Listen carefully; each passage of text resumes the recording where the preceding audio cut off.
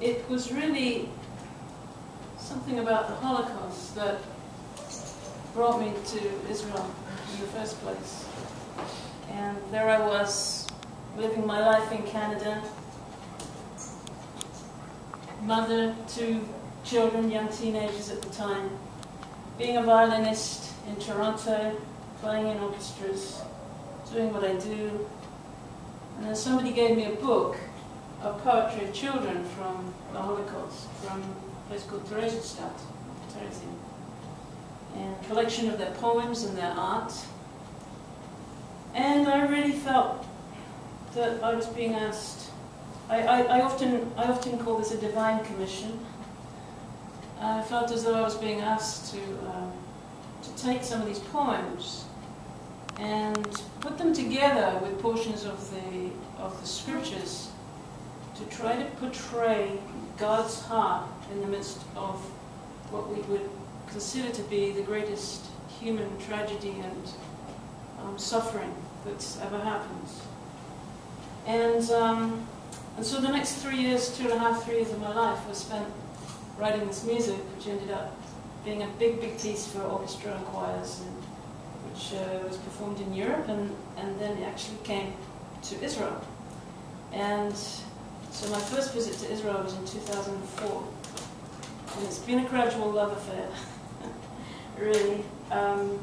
Firstly with the people, Am Yisrael, wherever they are in the world, but now even more so with the land itself.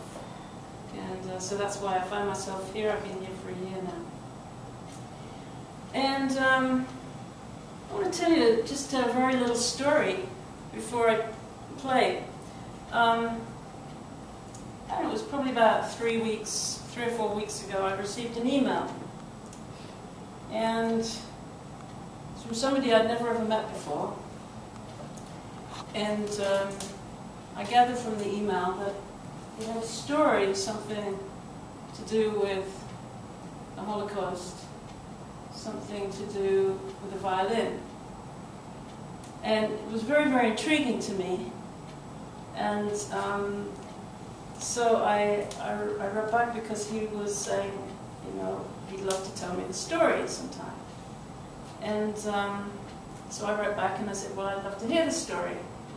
And at the time, he didn't realize that I was actually living in Israel. But so it worked out that I was able to go and visit this gentleman and his wife yesterday evening in Hadera.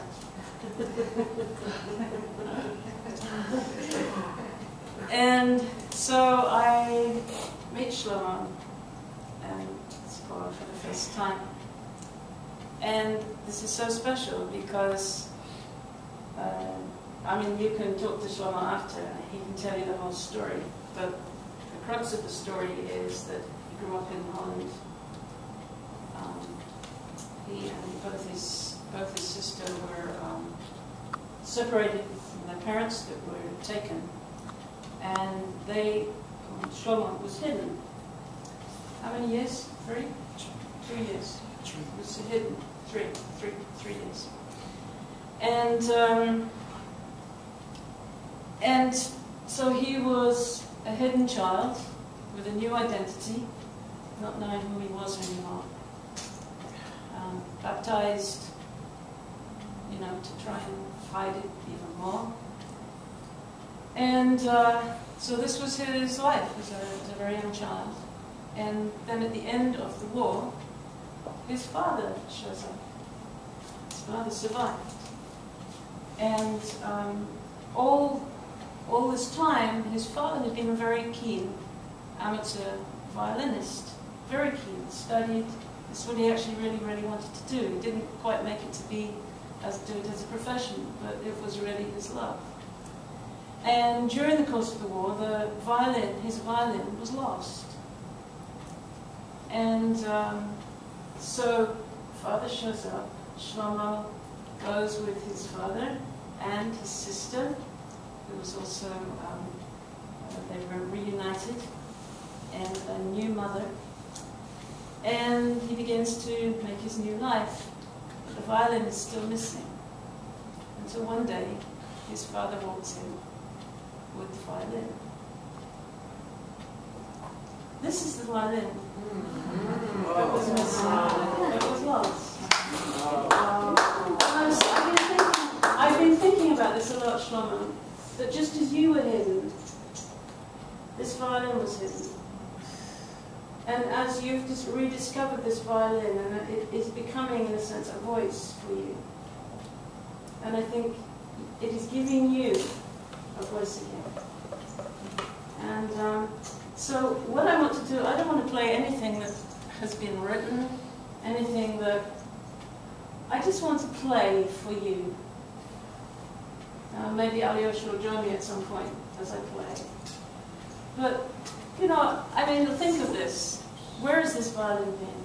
Where was it all those years? What story does it have to tell?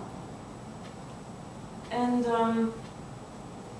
I believe that there's a song here for you, and I just want to try and pull it out of the instrument, you know?